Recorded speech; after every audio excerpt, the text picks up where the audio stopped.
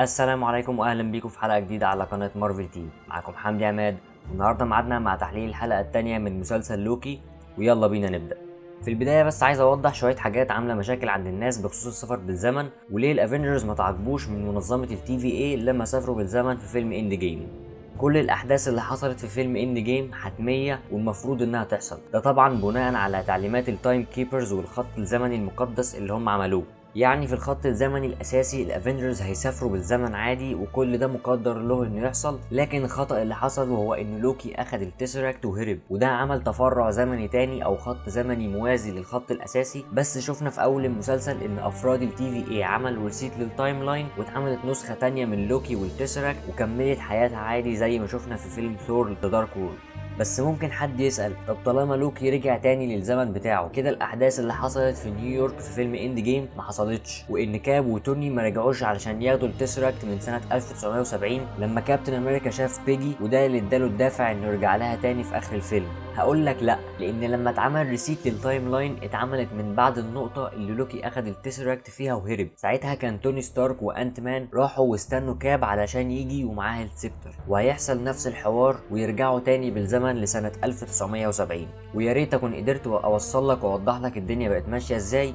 ويلا نبدأ الحلقة. بتبدأ الحلقة في ولاية ويسكنسن في أمريكا سنة 1985، وواضح إن في مهرجان أو احتفال بيحصل في مدينة عندهم، وبيظهر أفراد التي في اي وبيروحوا في مهمة لمحاولة القبض على نسخة من لوكي مش عارفين يسيطروا عليها. وبنشوف أول قدرة من قدرات شخصية ليدي لوكي اللي لسه متخفية حتى الآن، وهي التحكم في الأشخاص، وبنشوفها بتتحكم في واحدة من أفراد التي في اي وخلتها تعمل نوك داون لبقيه الفريق. وليدي لوكي اخذت الاجهزه بتاعه الفريق، وبنعرف ان البوابه اللي بيقدروا افراد التي في اي يفتحوها عشان ينتقلوا لاماكن مختلفه اسمها تايم دور. وكمان في اوبشنز كتير زي انهم ممكن يفتحوا برنامج لشخصيه ميس مينيتس واللي ممكن تديهم تعليمات لو حد نسي حاجه مثلا. وكمان في قاموس اكيد علشان لو راحوا في اي مكان يقدروا يتفاهموا مع الناس في المكان اللي هيروحوه. بعد كده ليدي لوكي بتاخد واحده من افراد التي في اي كرهينه وبتفتح بوابه وبتخرج منها. وبنروح للوكي وهو بيبقى قاعد بيتفرج على مجلة بتخص موبيوس، وهبقى اتكلم في النقطة دي قدام. بس بتظهر قدامنا ميس مينيتس واللي بنكتشف انها اي شبه جارفيس وفرايداي بتوع توني ستارك. بعد كده لوكي بيروح مع موبيوس علشان يروحوا ينقذوا الفريق اللي راح يقبض على ليدي لوكي ومرجعش كالعادة. بس قبل ما بيروحوا موبيوس بيعرفهم ان نسخة لوكي اللي بيدوروا عليها مختلفة عن اي نسخة من اللي يعرفوها، وكان بيوريهم صور لنسخ تانية من لوكي. وبيظهر نسخة من لوكي لونها أزرق، وده أساسا لون بشرة لوكي الأساسية عشان هو من الفروست جاينتس، ونسخة تانية لاعب أولمبي تقريبا، والنسخ الباقية بتبقى متاخدة بالظبط من الكوميكس. ولوكي بيوضح لهم إنه عنده قدرتين شبه بعض لكنهم مختلفين شوية عن بعض، بمعنى إنه ممكن ياخد شكل حد ويبقى مجرد وهم للي حواليه، والقدرة التانية إنه ممكن فعلا يبقى نسخة طبق الأصل من أي حد هو عايز يتحوله، حاجة كده شبه قوة السكرولز. بعد كده بيروحوا للمكان اللي كان فيه ليدي لوكي، وهم في الطريق لوكي بيسأل ليه ما ينفعش يسافروا بالزمن قبل ما الهجوم اللي عملته ليدي لوكي على افراد التي في اي يحصل. لكن موبيوس بيقول له انهم ما يقدروش، علشان يلغوا الحدث من انه يوصل لمرحله النكسس لازم يروحوا في الوقت اللي بدات فيه النكسس يتكون عشان يلغوها، لانهم طبعا مش هيقدروا يلغوا حاجه مش موجوده اساسا. المهم ان لوكي بيحاول يضحك على افراد التي في اي ويطول في الكلام علشان يبوظ التايم لاين ويوصل للي هو عايزه، وهو انه يحاول باي طريقه يقابل التايم كيبرز ويحاول يسيطر عليهم زي ما هنعرف قدام. لكن افراد التي في اي بيقدروا يعملوا ريسيت للتايم لاين. بعد كده بنروح لمكتب رينسلير وبنشوف الحديث اللي بيحصل بينها وبين موبيوس عن عدم الثقة في لوكي وكده. بس ما بين الكلام ده بيتلمح انه روفانا عندها عميل تاني مميز غير موبيوس، وبيتذكر مرتين، مرة وموبيوس بيقول مش هو اللي عمل العلامات اللي على الترابيزة اللي كانت مكان الكوباية، والتانية لما كان بيمضي على الورقة والمفروض القلم ده كان تذكار بس كان مكتوب عليه فرانكلين دي. وموبيوس بيقول انه مش فاكر انه اداها القلم ده قبل كده، اكيد العميل المميز التاني هو اللي اداهولها. ممكن ده يكون تلميح لشخصية كانج ذا كونكر، وخصوصا اننا عارفين ان في الكوميكس كان في علاقة بينه وبين روفانا رينسلير، واللي شككني في الموضوع اكتر ان كانج ذا كونكر اسمه الحقيقي هو فرانكلين ريتشارد، واللي هو يبقى ابن مستر فانتاستيك بس في المستقبل البعيد بقى شخصية كانج ذا كونكر، واسم مستر فانتاستيك اساسا ريد ريتشارد. فممكن ده يكون تلميح قوي للشخصية. وفي وسط الكلام برضه بنعرف ان موبيوس عمره ما شاف التايم كيبرز، وغالبا كده هما بيوصلوا كل اوامرهم بينهم لبقية المنظمة من خلال روفانا، وهي الوحيدة اللي بتكلمهم وبتقابلهم. بعد كده موبيوس بياخد لوكي المكتبة عشان يقرأ كل الملفات الموجودة عن شخصية ليدي لوكي اللي بيطاردوها، بس بيظهر وراهم الرقم ده بيدل على كوميك ثور رقم 372، وده كان أول ظهور لمنظمة TVA في الكوميكس. المهم لوكي بيروح يطلب من مسؤولة المكتبة إنه عايز ملفات عن بداية الكون ونهاية الزمن وعن التايم كيبرز، بس مش بيقدر ياخد أي حاجة من الملفات دي لأنها مش مصرح إنها تطلع لأي حد، لكن كل اللي بيقدر ياخده هو الملف الخاص بشخصيته هو. ولما بيفتح الملف عينه بتقع على أحداث راجناروك ونهاية أسجارد، وبتظهر كلمة ريفنجرز، وده الفريق اللي عمله ثور في فيلم ثور راجناروك عشان يوقفوا هيلا. لكن بياخد باله من حاجة، وهو إن في الوقت ده ما كانش فيه أي إشارة عن حدوث نكسس. والموضوع ببساطة إن في العادي لو حد سافر لأي وقت وعمل حاجة المفروض ما كانش يعملها، فده هيؤدي إن TVA هيعرفوا إن في حاجة غلط حصلت في التايم لاين. لكن لو حد سافر للمكان اللي هيحصل فيه دمار شامل زي الراجناروك اللي هتحصل على أسجارد، وقبل ما المكان يتدمر عمل أي حاجة هو عايزها في المكان، مش هتفرق في تغيير الزمن، لأن كده كده المكان هيتدمر وده مصير محتوم. يبقى الحاجة اللي هو عملها ملهاش أي تأثير على سير الخط الزمني لأنها كده كده هتتدمر.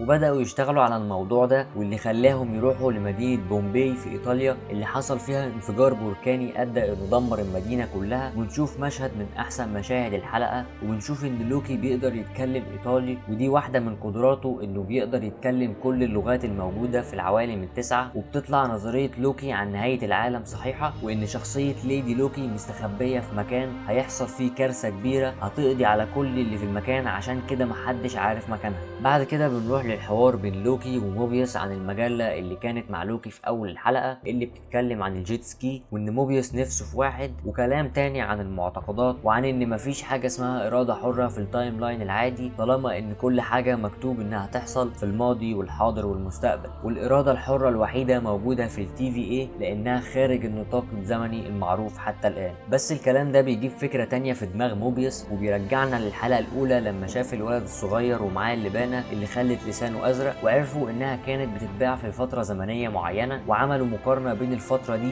مع أحداث الدمار الشامل اللي حصلت فيها، وعرفوا إن ليدي لوكي مستخبية في سنة 2050 في عاصفة هتؤدي لموت فوق 10,000 بني آدم في سوبر ماركت اسمه روكسكار. ونيجي بقى عند شركة روكسون الشهيرة في الكوميكس واللي موجودة في الMCU من زمان في فيلم ايرون مان 3 لما الماندرين الفيك بيقتل المحاسب من بتوع الشركة، وظهرت مرة كمان في فيلم قصير بيتكلم عن فيل كولسون وهو في طريقه للموقع اللي وقعت فيه مطرقة ثور، وبيقف في بنزينة عشان يعبي وبيظهر اسم الشركة. المهم ان دي نسخة تانية منها بس فاتحين ماركت كبير. المهم اننا بنشوف اول مرة لوكي بيستخدم السحر بتاعه بعد فترة عشان ينشف نفسه من المية، ايا كان يعني مش مشكلة، المهم عرفنا انه شغال.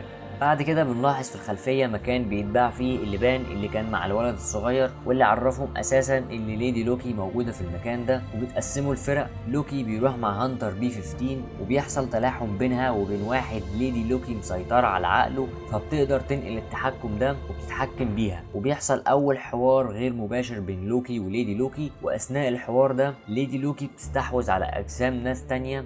وفي الحوار اللي بيدور بينهم بنعرف ان لوكي عايز يسيطر على التايم كيبرز، بس هل ده اي كلام عشان يعرف يقبض على ليدي لوكي ولا هو فعلا بيفكر في كده؟ هنعرف قدام. بعد كده بنروح للفريق التاني من افراد TVA وبيلاقوا البنت اللي كانت اتخطفت من الهجوم اللي حصل في اول الحلقة، وبتقول انها عرفت ليدي لوكي ازاي توصل للتايم كيبرز. نرجع تاني للوكي وهو بيحارب واحد مستحوذة عليه ليدي لوكي، بس بتظهر تفصيلة غريبة، وهو ان المفروض انهم دلوقتي في سنة 2050. الغريب انهم لسه لغاية دلوقتي ده بيبيعوا شاحن دراعات للPS4. المهم في وسط القتال اللي بيحصل لوكي بيترمي على الارض، بيفكرني بالمشهد ده من فيلم ثور راجناروك في السانكتم بتاع دكتور سترينج. وبنشوف جزء تاني من قوة لوكي أول مرة نشوفه، وهي التلكينيسيس أو التحريك الذهني، إنه بيقدر يستدعي الحاجة أو يحركها لما يفكر فيها. بعد كده بنروح لمشهد الكشف عن شخصية ليدي لوكي، واللي بيطلع شعرها أصفر مش أسود، واللي خلى الناس تفكر إنها مش ليدي لوكي أساسا، وإن دي شخصية سيلفي واللي لقبها انشانتريس. ودي شخصية من الكوميكس من اليونج افنجرز اكتسبت قوتها بشكل غير معلوم من لوكي، وهي من سكان الأرض، وده حصل لما سكان أسجارد راحوا سكنوا على كوكب الأرض، وهي أخدت اللقب بتاع الساحرة اللي اسمها انشانتريس، وأخدت نفس الستايل بتاع اللبس بتاعها. واللي دعم النظرية دي كمان هو إن في الكريديتس كان بيظهر اسم الشخصية فاريانت، لكن في نسخة تانية من الكريدتس بتظهر باسم سيلفي، ودي ممكن حاجة نعرفها مع تقدم الحلقات وما تطلعش هي الشريرة ويطلع الشرير بتاع المسلسل اساسا هم التايم كيبرز.